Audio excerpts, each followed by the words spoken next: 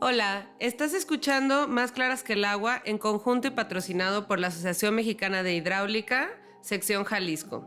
Cada 15 días, Sofía o yo, Aleayo, investigaremos sobre un tema de agua y lo compartiremos contigo, en conjunto con amigos, para descifrar y entender más de lo que le da la vida al planeta.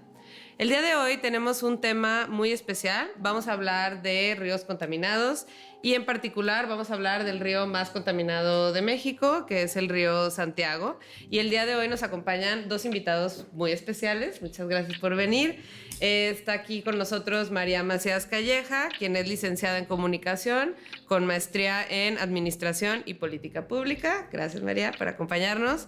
Y también está César Domínguez, quien es médico cirujano con maestría en salud pública y con concentración, César, en epidemiología y doctor en salud pública. Bienvenido, César. Gracias.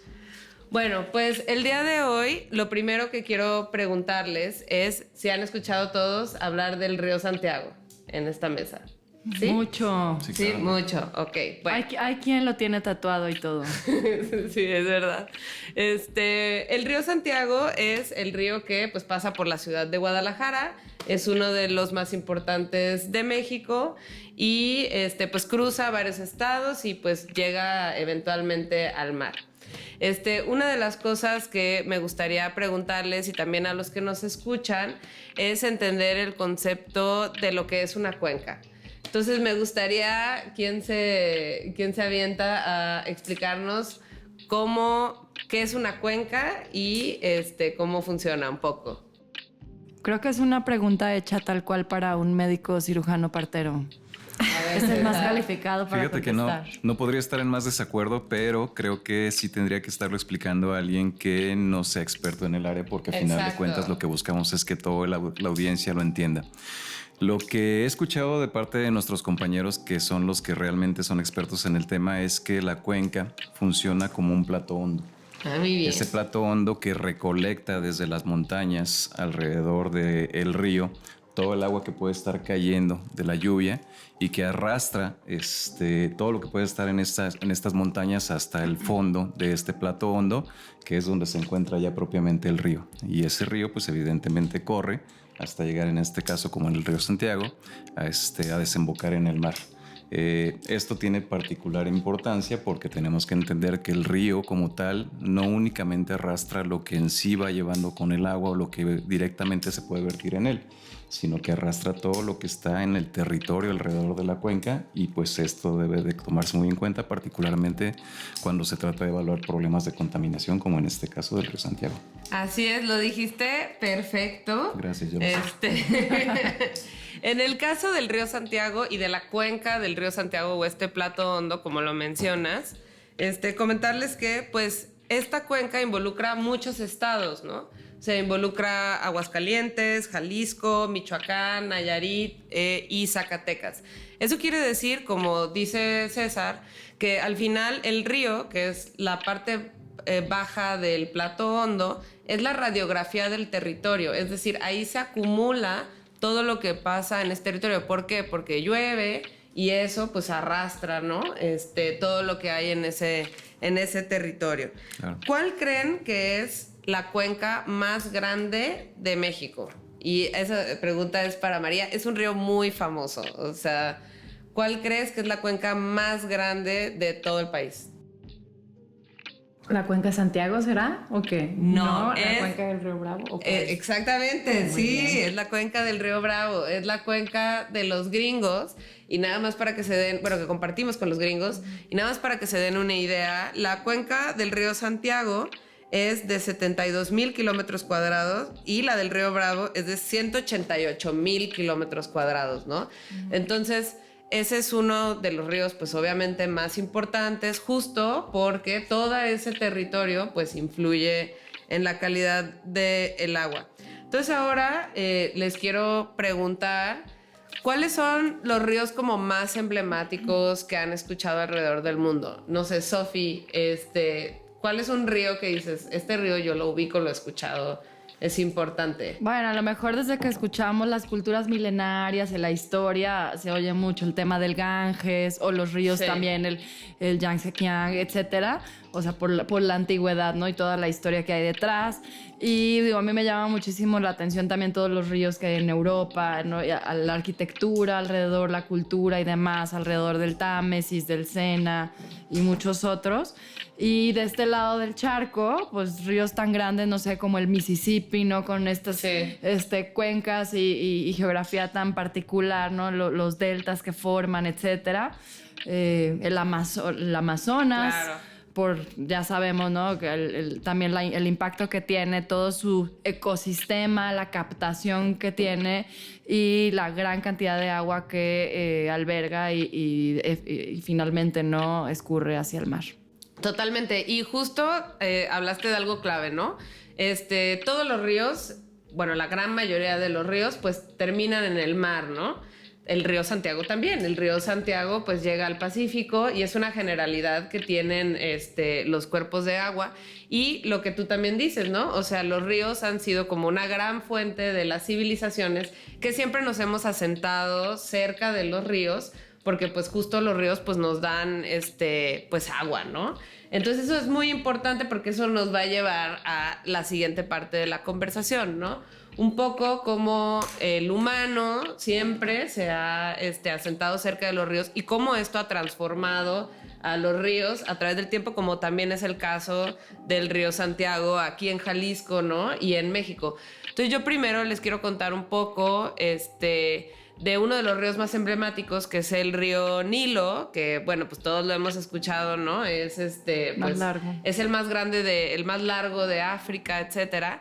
Y pues este río es el río donde se asentaron pues los egipcios, ¿no?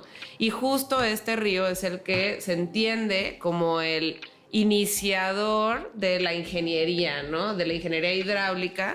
Y un poco lo que investigué de un libro que les dejaremos la recomendación, que se llama El agua simulada, es que pues ahí aparecieron pues las primeras presas, los primeros canales, y esto fue más o menos 2700 años antes de Cristo, ¿no?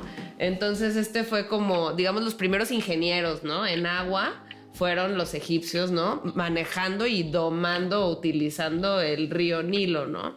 Entonces, pues bueno, ahora les tengo un dato curioso. ¿Ustedes saben por qué el mar es salado? ¿Y qué tiene eso que ver con los ríos? No, yo no.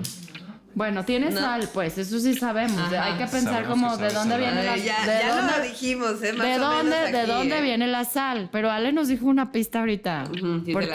Sí, porque dijo algo de los ríos. Entonces creo que por ahí va. ¿Los salados de los mares? Sí. ¿Los minerales que arrastran, será? Exacto, todo el arrastre. Exacto. Todos los ríos pues van llevando su caminito en este plato hondo, van acumulando sedimentos, minerales y los depositan en el mar.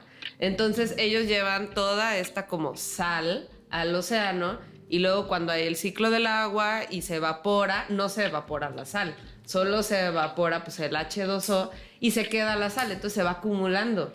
Entonces yo ahí tengo una duda de si el mar se va a poner más salado cada vez. Claro, nuestro mar cada vez va a ser más salado.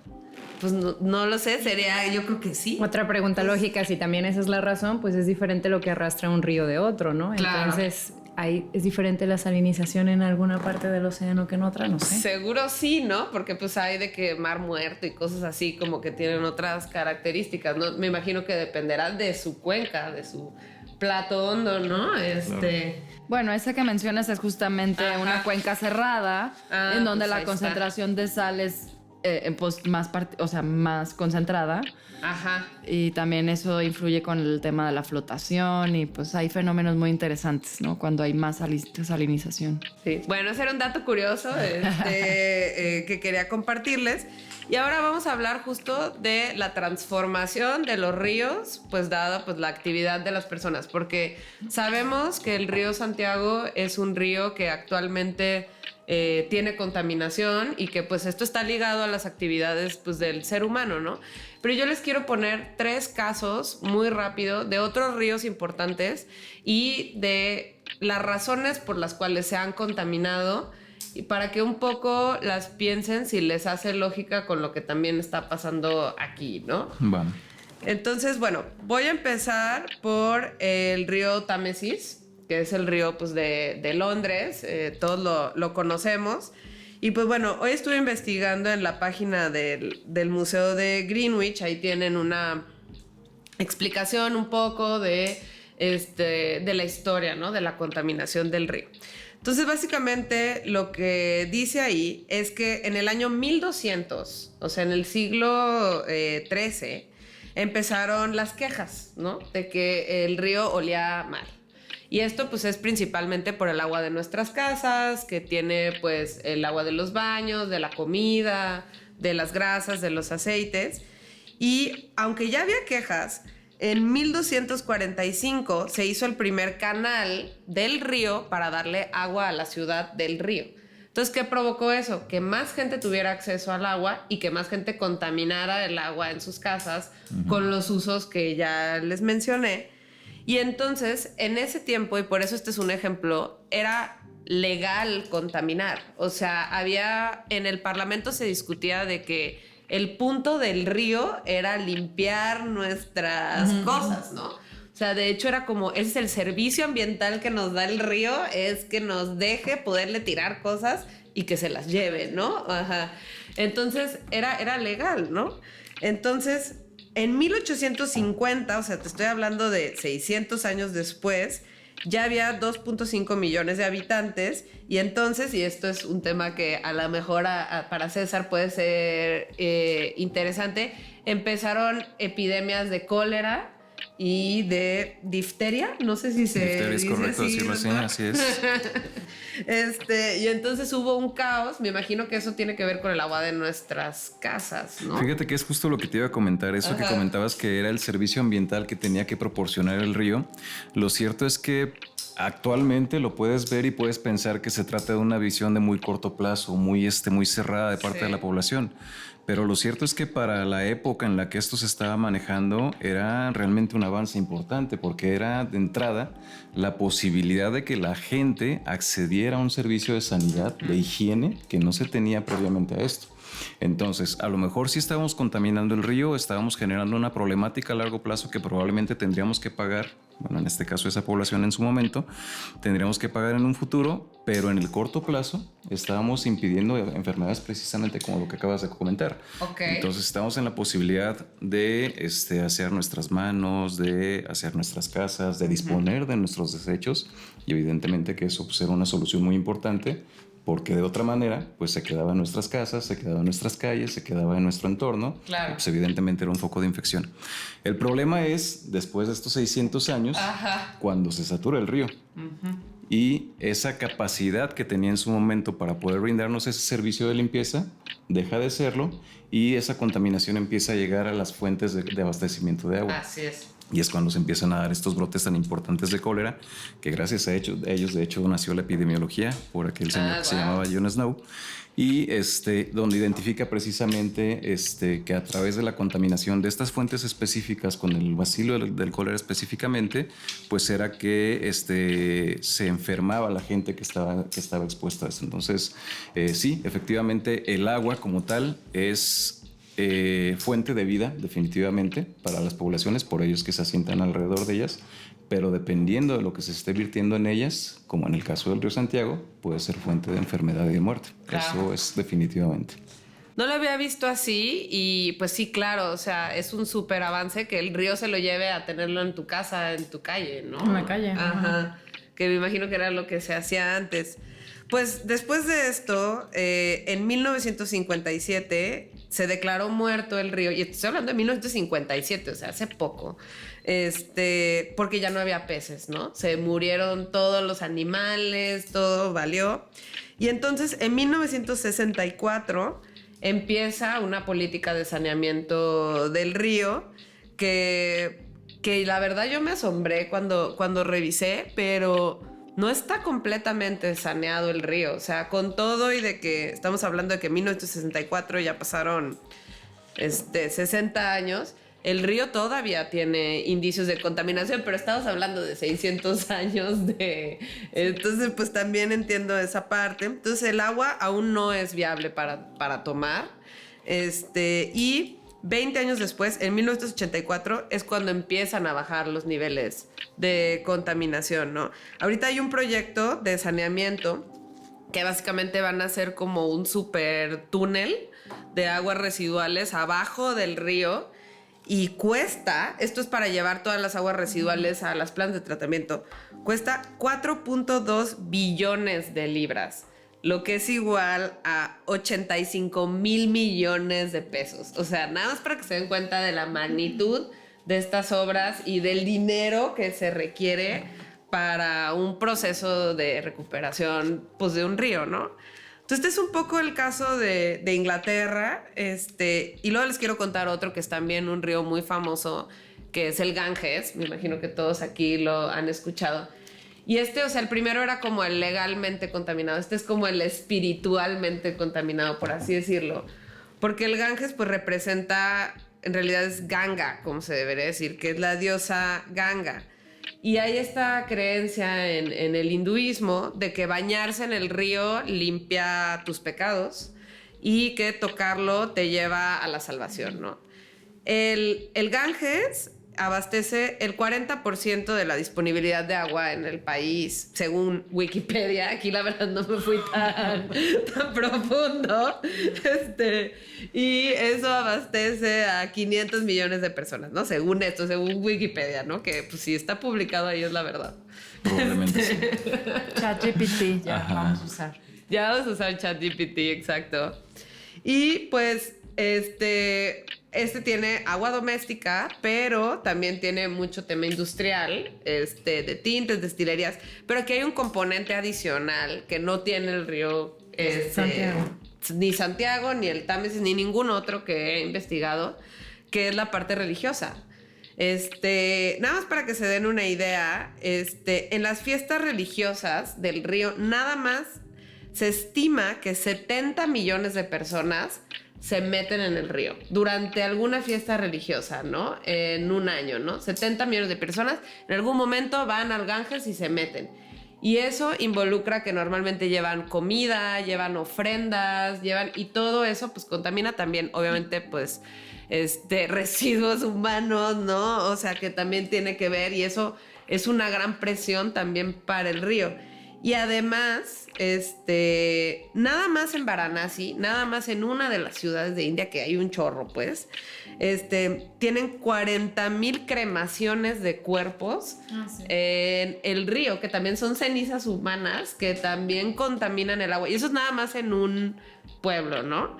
Y también hay gente, según lo que leí... Perdón, ¿las vierten al río las cenizas humanas? Los queman, o sea, su cuenta hacen... Este ritual que ves donde ponen el cuerpo en el río y Sí, lo onda que película de Troya y... hasta cuenta. Agarrando una flecha. No con una flecha, pero... En las películas es así. Ah, no, sí, en las películas sí. Si en las pero creo que películas ya no es se como usa la Wikipedia, flecha. no, sí, si sucede en las películas también Así sucede en debe la vida ser. real. Sí, es cierto, por supuesto, sí, sí.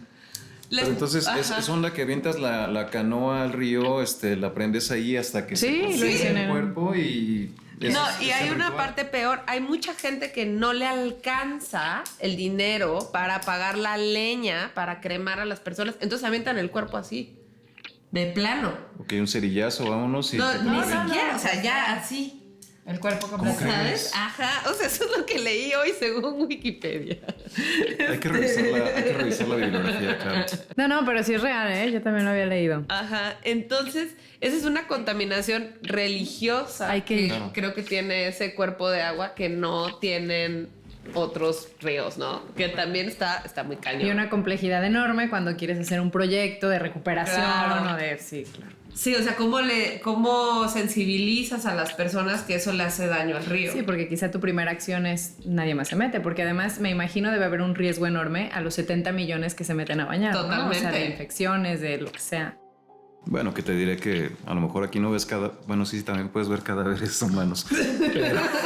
Sí, Sí. No está socialmente normalizado, pero pues definitivamente que puedes ver cadáveres de ganado, Sí, claro, gatos, incluso perros. nos ha tocado verlo en estos ríos que acabas de comentar. Totalmente, pero no es un hábito, o sea, que haya como de que 40,000 al año de un pueblo y me faltan otros 10, ¿sabes? O 15. Simplemente la carga de personas. O sea, si aquí la ciudad más grande en el río Santiago, que es Guadalajara, tenemos 5 millones de personas.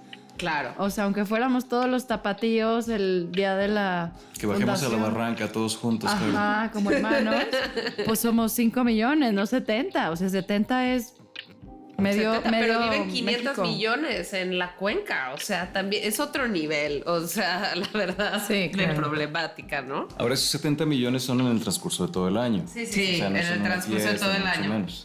Según Wikipedia, pero pues, o sea, eso no se puede contabilizar también, yo creo, han de ser más menos, pero pues bueno. Además, hay que Probablemente diferenciar sea entre sensible, claro. una cuestión cultural y una mala práctica. Exacto. Es una mala práctica aventar tus animales, es una mala práctica aventar tus restos humanos, pero cuando es parte cultural de la manera de deshacerte de tus muertitos, pues es que ahí... Es aún más complejo de resolver. de hecho. Claro. Ajá, O sea- sí. Entonces, esa es la problemática que tiene India. Entonces, India, el gobierno de India ha hecho miles de esfuerzos por tratar de limpiar el río, ha invertido unas cantidades de dinero bestiales, y pues no lo han logrado. Más o menos, para que se den una idea, el porcentaje de las descargas industriales en el Ganges es como del 15%, pero ahí tienen un tema más doméstico como muy fuerte, como el que les acabo de comentar. Y por último, el último ejemplo que les quiero poner es China, ¿no? Ahí tienen una problemática súper diferente, donde los ríos están siendo contaminados principalmente por la presión económica, ¿no? Entonces, hubo una reforma económica en 1978 y lo que se estima es que a partir de eso se empezaron a contaminar los ríos por el tema industrial y que ahorita una tercera parte de los ríos pues ya están súper contaminados. Y nada más para que se den una idea, en el caso de China es un 70% de aguas residuales industriales. Entonces, nada más para que se den cuenta de la diferencia de los problemas y de las magnitudes que hay entre unos y otros y por qué entender las causas de qué es lo que está contaminando un río es importante para proponer cómo recuperar un río, ¿no? Que sería el caso del río Santiago. Tenemos que primero entender un poco qué está pasando para entonces poder proponer, como dice María, algo que pudiera como resolver. Que acá en México, y en este caso en el río Santiago, en esta cuenca, el 70% del agua se usa más para el riego, ¿no? Es la actividad agrícola y pecuaria también son las principales que ocupan el territorio, pero también que consumen el agua, a diferencia de otras sociedades. Exacto. Y justo ese va a mi punto, ¿no? Para poder entender cómo recuperar un río, necesitamos entender el río. Entonces, yo creo aquí, Sofi, que tú conoces muy bien el territorio, nos puedes dar un poco una radiografía de qué es lo que contamina ya ahorita que entendemos estos ejemplos, de cuál es la realidad de nuestro río, un poco cuál es la dinámica de qué hay ahí o cuál es la dinámica de la cuenca, para entonces poder entender cómo se puede recuperar. Bueno, el reto es grandísimo y siempre decimos que es histórico, complejo y Sí. la contaminación es diversa. Ya tenemos nuestros adjetivos bien estudiados.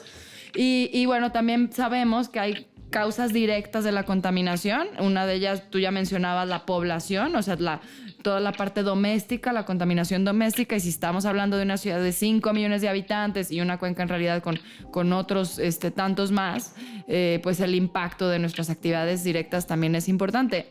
También tenemos un corredor industrial, en este caso toda la parte de Ocotlán, El Salto. Hay actividades de industrias muy, muy diversas, desde alimenticias, metalmecánicas, químicas, pinturas, o sea, mucho, ¿no? En diversidad. Y hay otra parte alta de la cuenca también con una actividad más ligada a la agroindustria de la parte agrícola y pecuaria, entonces con granjas muy vastas, ¿no? En número de vientres y cabezas. Y también está el tema de todos esos insumos que vienen de este ganado y de la actividad agrícola, pues evidentemente hay destilerías, hay queserías, hay lecherías, hay toda esta industria ligada a esa materia prima que se genera. Entonces, pues todo como en la cuenca, como el plato hondo que nos describía el doctor hace un momento, pues escurre en algún momento cuando llueve y llega hacia los ríos, que luego todos desembocan al río Santiago y que luego todo llega al Océano Pacífico.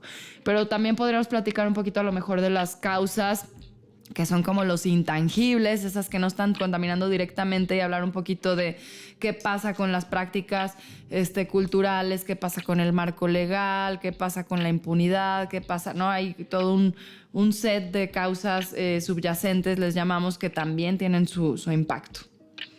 Ok, entonces, o sea, yo entiendo que hay causas directas y hay causas indirectas a la situación en la que estamos. Entonces, María, ahora me gustaría preguntarte a ti, con tu experiencia en política pública, con todo, o sea, ¿cómo puedes hacer de este problema, o sea, cómo puedes organizar una solución ante un problema que históricamente se ha tratado como un problema del agua, ¿no? Pero que se tiene que abordar pues de una manera transversal, ¿no? O sea, ¿cuál debería de ser como nuestra ruta pues a seguir? Bueno, yo creo que tú lo dijiste hace rato y es clave el entendimiento de la naturaleza del problema. Porque en mi experiencia, y si cualquiera se pone a revisar qué se ha hecho en los últimos años, sexenios, desde nivel municipal, desde nivel estatal, se inicia siempre con acciones que tienen que ver con saneamiento, acciones que tienen que ver con presupuesto para hacer infraestructura. Y no quiere decir que no se necesiten, pero creo que el entendimiento siempre viene después, ¿no? O sea, nunca se parte de un diagnóstico claro de decir, ahorita lo decías quizá de manera muy, muy resumida, ¿no? Pero el 70% aquí es industrial y el 15% aquí, y una práctica cultural. Me parece que con el río Santiago ha faltado eso, ¿no? Faltado que haya una verdad compartida y única de qué es lo que está pasando, cuál es la realidad, con números, que sea además una realidad actualizada, que esté continuamente entendiendo el río, porque el río pues podemos sacar una fotografía hoy, pero mañana es otra, en fin. Y a partir de eso entonces se genera una política pública o políticas públicas que atiendan distintas cosas, con distinta prioridad y distinto presupuesto. Aquí Sofía decía estas causas que son más indirectas, pues ya sabemos, hemos hablado del tema de atribuciones, qué le toca a cada quien, qué podría ser quién. La verdad es que aventarnos a hacer y invertir no nos lleva a ningún lado si al final es una solución tan a largo plazo que pues no se va a ver ningún resultado evidente, ¿no? O sea, que realmente de fondo en la mejora de la calidad. Entonces, si me preguntas, lo primero es tener ese diagnóstico muy claro para todos, sencillo, no tomos enormes como me imagino que hay en todas las oficinas de gobierno, donde hay una poesía y estudios y demás, sino herramientas alcanzables, transparentes para todos, que digan cómo está el río y en base a eso priorizar y definir acciones estratégicas y actores. Para mí eso es clave. Sí, creo que es algo como muy importante, justo esa verdad compartida, ¿no? Porque creo que en torno al río Santiago hay múltiples versiones, ¿no? Algunos dicen, bueno, es que es la contaminación de la ciudad, otros es que son los industriales, otros es que la comida, y otros la ley, como decía Sofi, ¿no? Y justo no tenemos como, bueno, creo que todo influye, y creo que también por eso es bueno tener una política que incluya todos los temas. Pero como tú dices, María, creo que el río cambia y es importante poder tener como una herramienta que nos ayude a conocerlo, pues para poderlo recuperar, ¿no?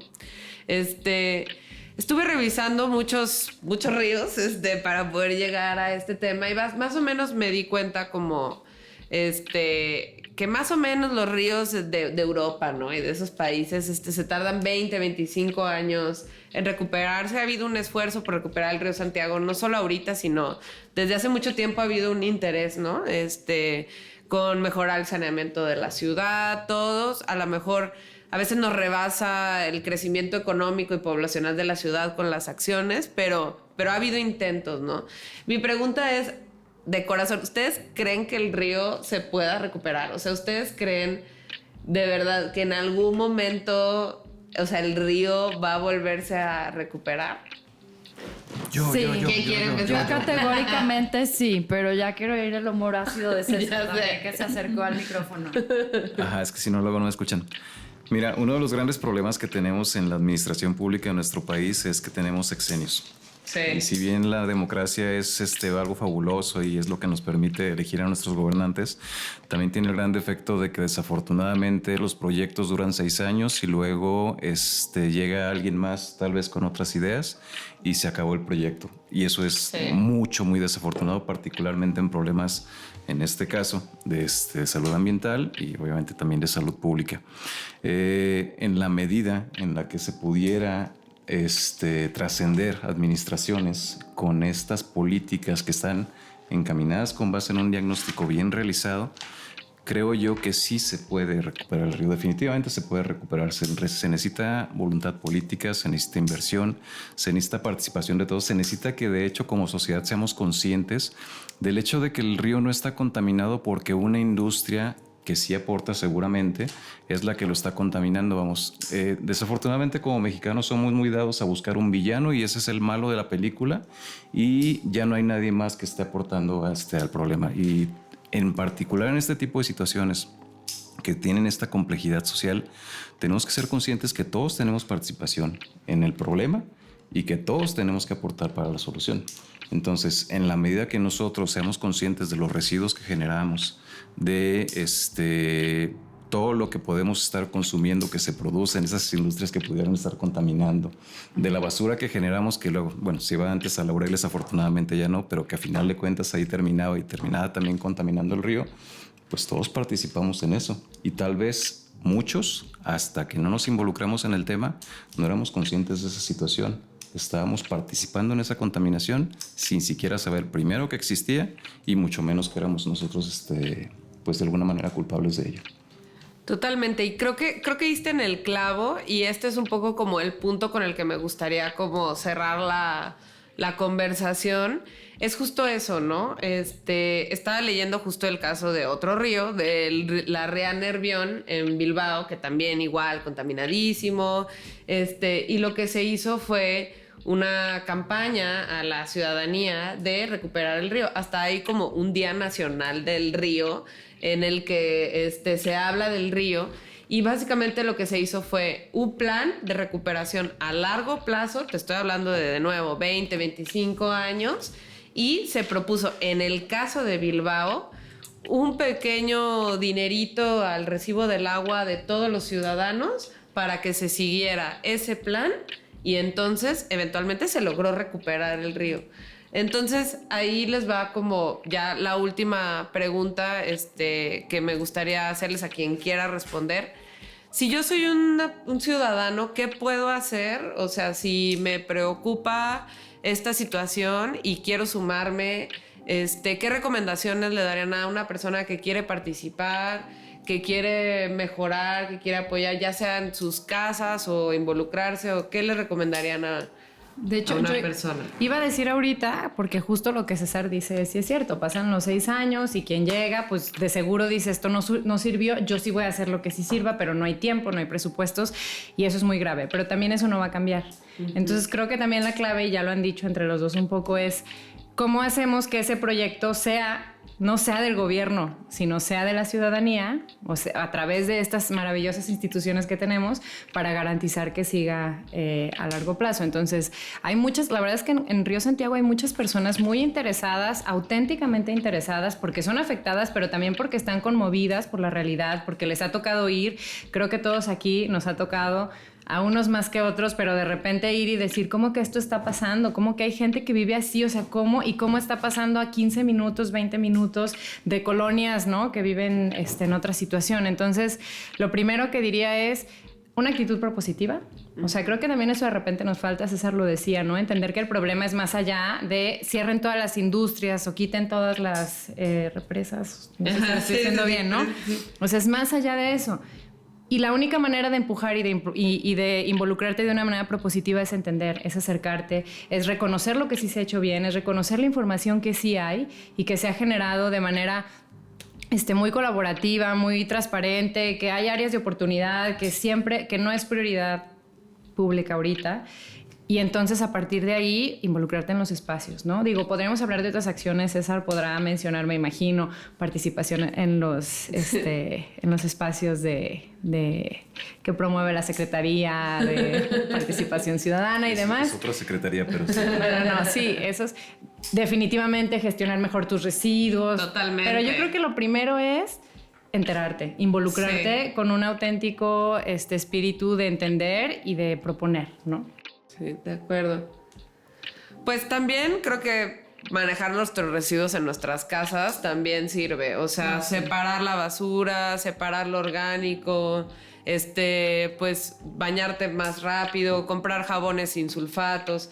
Son cosas que al final, sí sirven y que podemos hacer todos, porque también vemos como nuestra contaminación como poquita, pero acumulada a todos los que somos, pues ya no es tan poquita, ¿no? Sí, no, entonces, eso pues es importante. Pues muchas gracias a todos por acompañarnos el día de hoy en este tema.